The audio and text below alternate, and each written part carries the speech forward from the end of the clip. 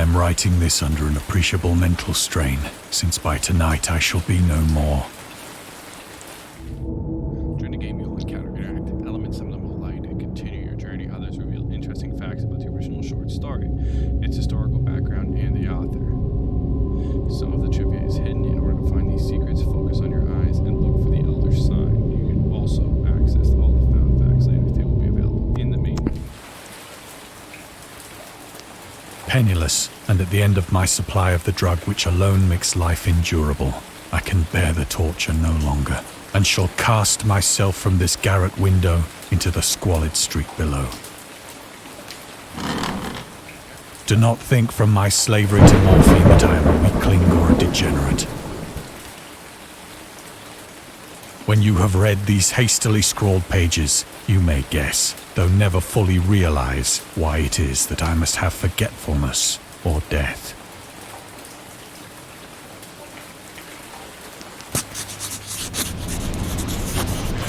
It was in one of the most open and least frequented parts of the broad Pacific that the packet of which I was supercargo fell a victim to the German sea raider.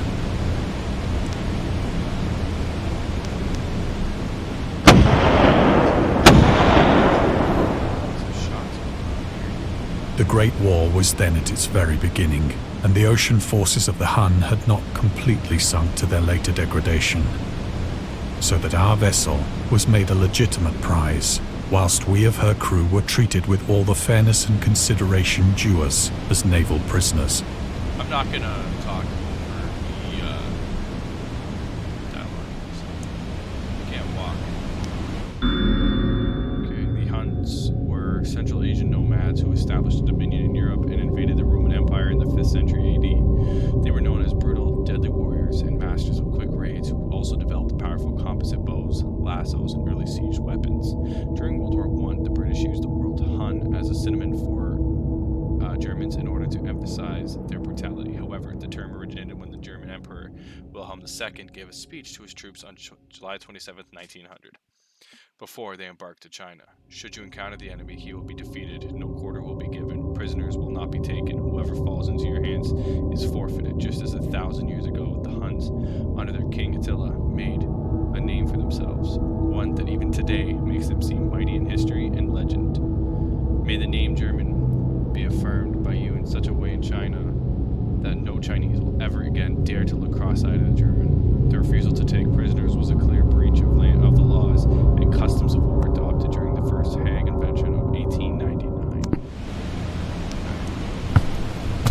So I actually don't get to move. There's no WASD it's here. So liberal, indeed, was the discipline of our captors, that 5 days after we were taken, I managed to escape alone in a small boat with water and provisions for a good length of time.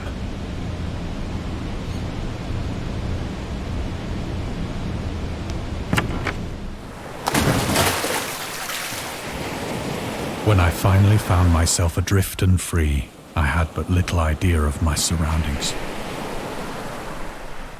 Never a competent navigator, I could only guess vaguely by the sun and stars that I was somewhat south of the equator. Of the longitude, I knew nothing, and no island or coastline was in sight.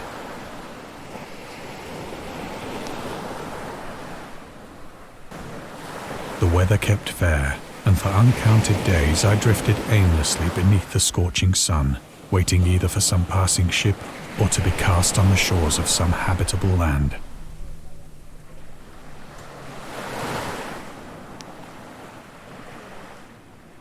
But neither ship nor land appeared, and I began to despair in my solitude upon the heaving vastness of unbroken blue.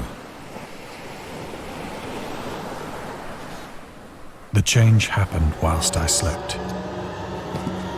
Its details I shall never know, for my slumber, though troubled and dream-infested, was continuous. Music is starting to pick up here.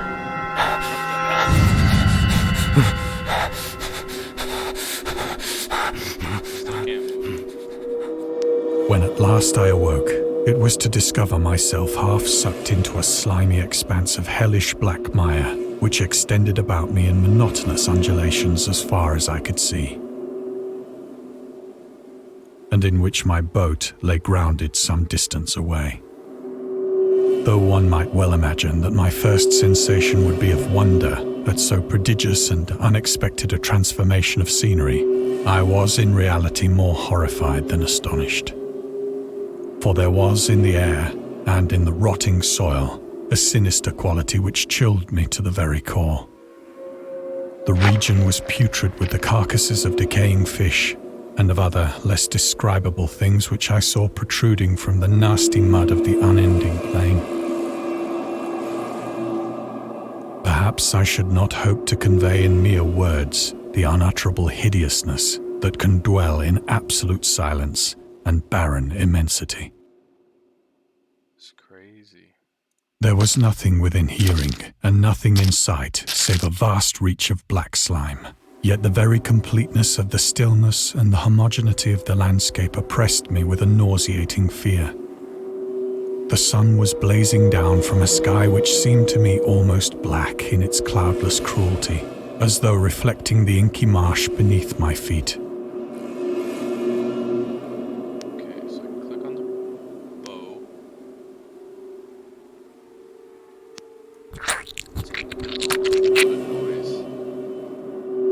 As I crawled into the stranded boat, I realized that only one theory could explain my position. Through some unprecedented volcanic upheaval, a portion of the ocean floor must have been thrown to the surface, exposing regions for which innumerable millions of years had lain hidden under unfathomable watery depths. So great was the extent of the new land which had risen beneath me that I could not detect the faintest noise of the surging ocean, straining my ears as I might. Nor were there any seafowl to prey upon the dead things.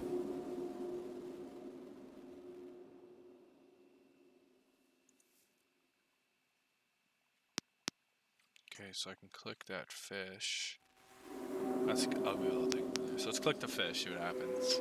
For several hours I sat thinking or brooding in the boat, which lay upon its side and afforded a slight shade as the sun moved across the heavens.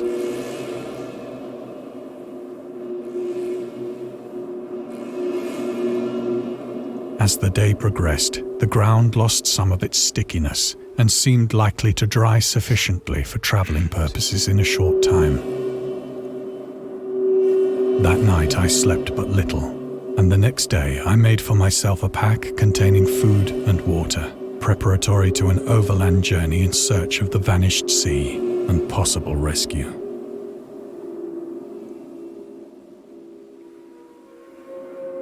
Okay, so I can click the bag. That looks like all I can click here. On the third morning, I found the soil dry enough to walk upon with ease. The odor of the fish was maddening, but I was too much concerned with graver things to mind so slight an evil, and set out boldly for an unknown goal. Okay, so I can click there. I don't know what this thing is. Oh, okay. So now we start moving.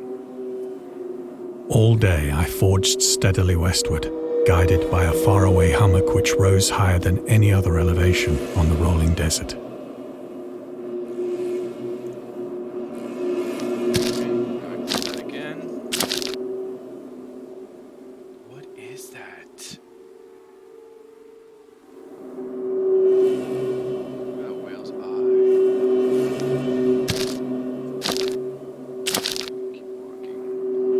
That night, I encamped, and on the following day still travelled toward the hummock, though that object seemed scarcely nearer than when I had first espied it.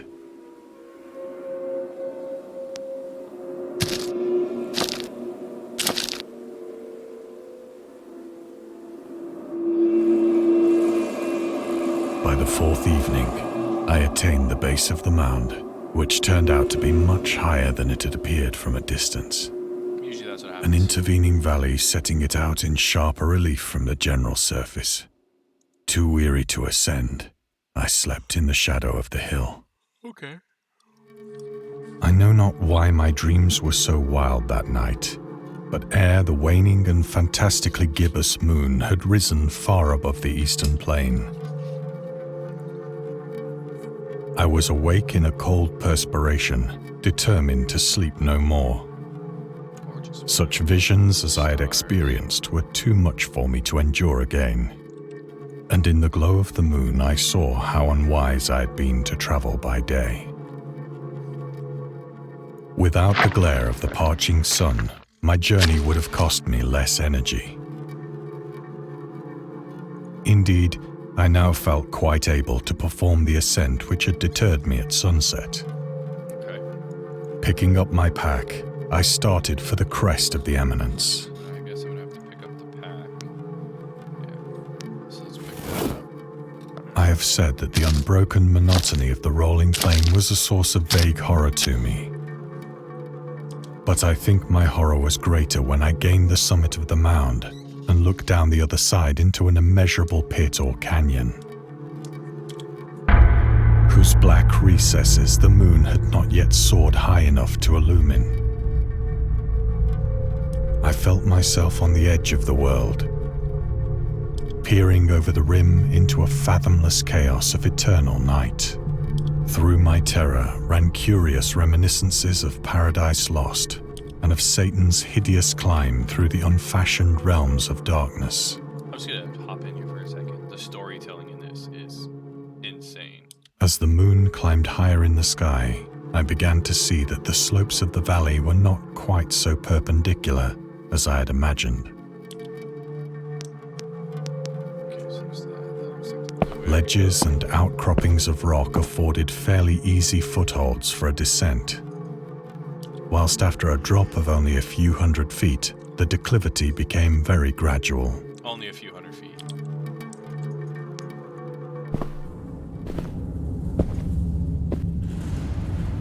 Urged on by an impulse which I cannot definitely analyze, I scrambled with difficulty down the rocks and stood on the gentler slope beneath, gazing into the glazing into the Stygian deeps where no light had yet penetrated. All at once, my attention was captured by a vast and singular object on the opposite slope, which rose steeply about 100 yards ahead of me. An object that gleamed whitely in the newly bestowed rays of the ascending moon.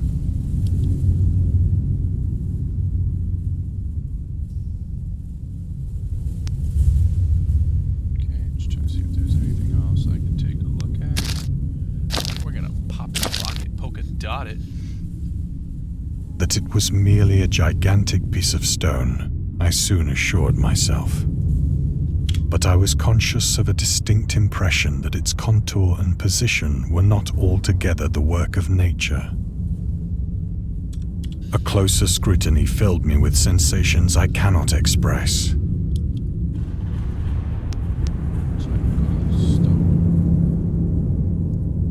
For despite its enormous magnitude, and its position in an abyss which had yawned at the bottom of the sea since the world was young, I perceived beyond a doubt that the strange object was a well-shaped monolith, whose massive bulk had known the workmanship and perhaps the worship of living and thinking creatures. Dazed and frightened, yet not without a certain thrill of the scientist's or archaeologist's delight, I examined my surroundings more closely. Okay. So I can walk there. So far there hasn't been any choices or anything. Which I know there's not supposed to be any really story-defining choices. The moon, now near the zenith, shone weirdly and vividly above the towering steeps that hemmed in the chasm, and revealed the fact that a far-flung body of water flowed at the bottom, winding out of sight in both directions and almost lapping my feet as I stood on the slope. Across the chasm, the wavelets washed the base of the Cyclopean monolith, on whose surface I could now trace both inscriptions and crude sculptures.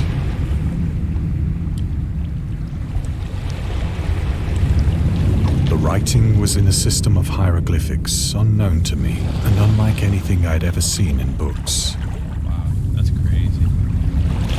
consisting for the most part of conventionalized aquatic symbols such as fishes, eels, octopi, crustaceans, mollusks, whales, and the like. Is that Cthulhu? Several characters obviously represented marine things which are unknown to the modern world, but whose decomposing forms I had observed on the ocean-risen plain. It was the pictorial carving, however, that did most to hold me spellbound. Okay, Dagon contains many themes and storytelling methods that Lovecraft developed in his later works, such as telling the story through carvings at the Mountains of Madness and the Nameless City, journals and characters' notes through the shadow out of time, the haunter of the dark, islands emerging from the ocean, the call of Cthulhu, or fictional beings, and deities based on real events and mythologies. Migo and the Whisperer in Darkness is also considered the origin of the popular Cthulhu mythos. Some of Lovecraft's other stories also conclude in a manner similar to Dagon, but let's skip the details in order not to spoil the ending. Plainly visible across the intervening water on account of their enormous size were an array of bas-reliefs whose subjects would have excited the envy of a doré. I think that these things were supposed to depict men, at least a certain sort of men, though the creatures were shown disporting like fishes in the waters of some marine grotto, or paying homage at some monolithic shrine which appeared to be under the waves as well. Of their faces and forms I dare not speak in detail, for the mere remembrance makes me grow faint, grotesque beyond the imagination of a Poe or a Bulwer. They were damnably human in general outline, despite webbed hands and feet, shockingly wide and flabby lips, glassy, bulging eyes, and other features less pleasant to recall. Curiously enough, they seem to have been chiseled badly out of proportion with their scenic background, for one of the creatures was shown in the act of killing a whale, represented as but little larger than himself. I remarked, as I say, their grotesqueness and strange size, but in a moment decided that they were merely the imaginary gods of some primitive fishing or seafaring tribe. Some tribe whose last descendant had perished eras before the first ancestor of the Piltdown or Neanderthal man was born.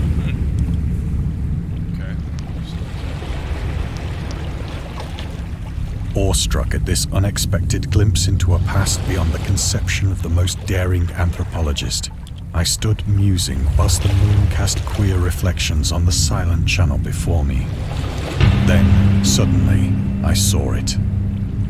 With only a slight churning to mark its rise to the surface, the thing slid into view above the dark waters.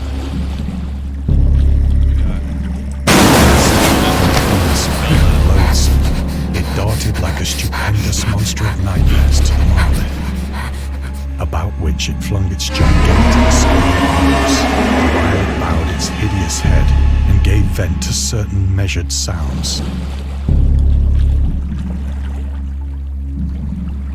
I think I went mad then.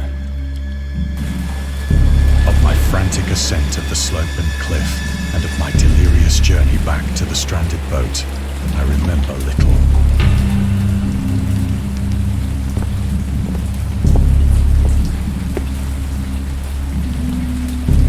I sang a great deal and laughed oddly when I was unable to sing.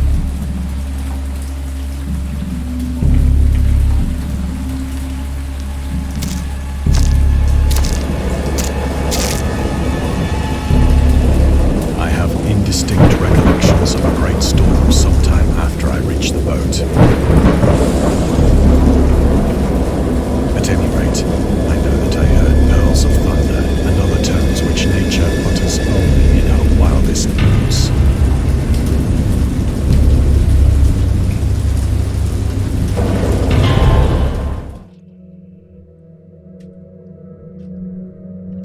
When I came out of the shadows, I was in a San Francisco hospital. Brought thither by the captain of the American ship which had picked up my boat in mid-ocean. In my delirium, I had said much, but found that my words had been given scant attention. Of any land upheaval in the Pacific, my rescuers knew nothing. Nor did I deem it necessary to insist upon a thing which I knew they could not believe. That'd be crazy to have to take that to your grave, what you saw.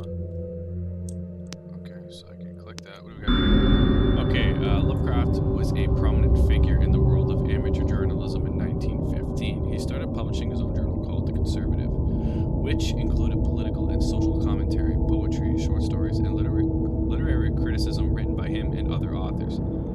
Howard was a skilled wordsmith, but he also took criticisms to heart, which resulted in his decision to step away from writing in poetry and concentrated on weird fiction, again for the first time since his teenage years. Dagon was published in 1917, which is one of the short stories written during that period. In this example excerpt from The Conservative, the master of horror fiction explains his attitude towards warfare and the idea of world peace. Why any sane human being can believe in the possibility of universal peace is more than the conservative can fathom. Should the entire civilized world agree simultaneously to disarm, one or more nations would undoubtedly retain secret armaments and at the proper time take advantage of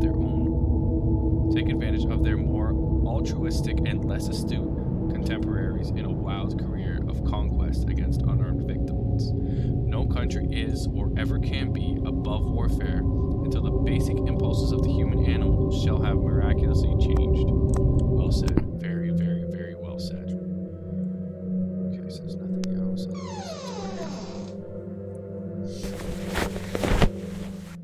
Once I sought out a celebrated ethnologist That's a great word. and amused him with peculiar questions regarding the ancient Philistine legend of Dagon, the fish god. So we've got that. And then we've got that. So let's read this.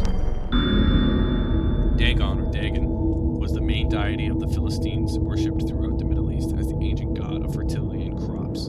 In Hebrew, the word Dagon was a common noun for grain. The rulers of Akkad, Mesopotamia, chose him the judge of the dead in an Assyrian poem and an underworld prison order in one of the Babylonian texts. He is often mistakenly taken for a fish god due to the wrong interpretation of his name, as in Hebrew the word dag means fish. In H.P. Lovecraft's works, Dagon is an underwater deity ruling over the deep ones, a humanoid race with fish traits that resides in the oceans. He is worshipped by a secret cult called the Esoteric Order of Dagon. Okay. That's crazy. So let's there. But soon perceiving that he was hopelessly conventional, I did not press my inquiries. Okay, so we got that. Okay, so let's read this.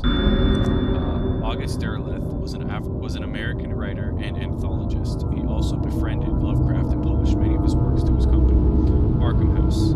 Although he greatly contributed to the popularization of the author's works after his death, he is surrounded by numerous controversies. One of the most questionable decisions involved introducing the good versus evil doctrine.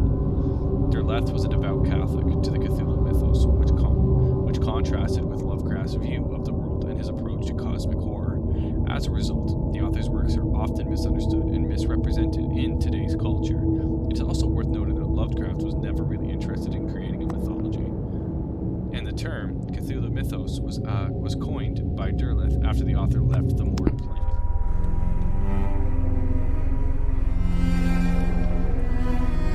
That's it for there. So now we're going to go over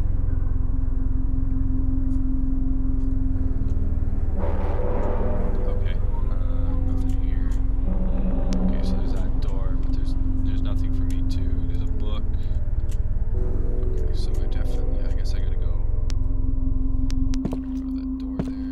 I don't know why it would just make me go to the door in the first place. That's fine. Okay. It is at night, especially when the moon is gibbous and waning, that I see the thing. I tried morphine, but the drug has given only transient surcease and has drawn me into its clutches as a hopeless slave. So now I am to end it all, having written a full account for the information or the contemptuous amusement of my fellow men.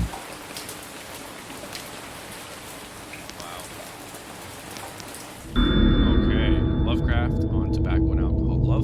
Lovecraft hated tobacco, even though he used to smoke when he was 12, in order to look and feel like an adult. In his correspondence with friend Reinhard Kleiner, he claims that he quit as soon as he started wearing long pants. Okay. He also had a very strong opinion about alcohol, as evidenced by his letter to Zelia Brown, dated 13th of February 1928, one day before Valentine's Day. As for the matter of drinking, I have never tasted intoxicating liquor and never intend to, having a strong aesthetic disgust at anything which blunts or coarsens the delicate natural equipoise of the evolved human intellect and imagination. Drinking excited my personal repugnance, hence I don't drink. Let the herd do what they will. I am rather in favor of prohibition, the prohibition of any one antisocial force as well as of any other. And then the source.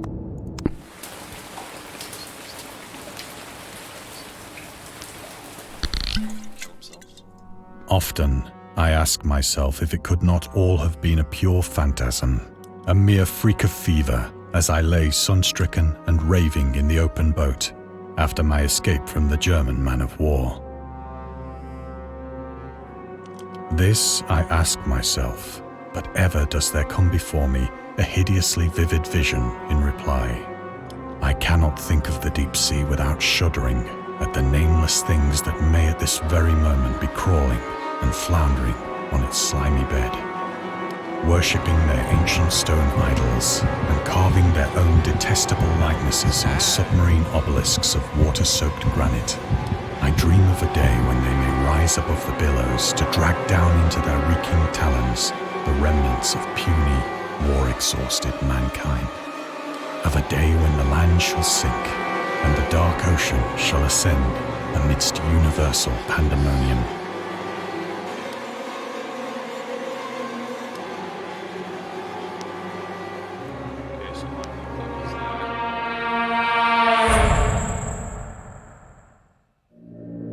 The end is near.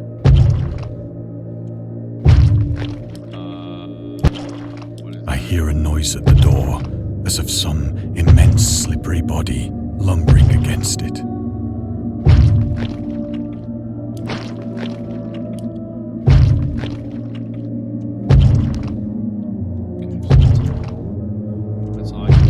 It shall not find me. It wants in. Found you, buddy. God, that hand!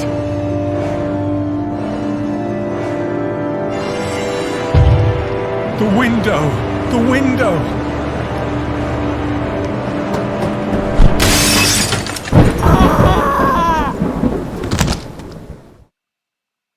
Yo. That was insane. That was great. That was a hell of a story. Quick little short story. And yeah, that was incredible. So I want to thank you guys for coming along with me, and hopefully we'll see you in the next one.